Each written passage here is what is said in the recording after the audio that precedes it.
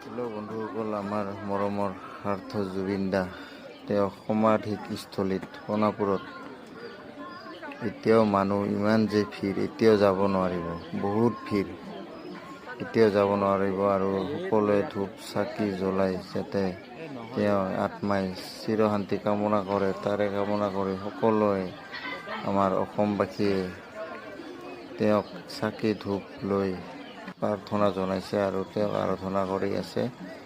আৰু এতিয়াও সমাধিস্থলীত যাব নোৱাৰিব, ইমান যে ভিৰ, বহুত ভিৰ। আৰু তেওঁৰ আমাৰ সকলোৰে মনৰ আশা পূৰণ হওক আৰু তেওঁ যাতে ন্যায় পায় তাৰে কামনা কৰি সকলোৱে মানুহে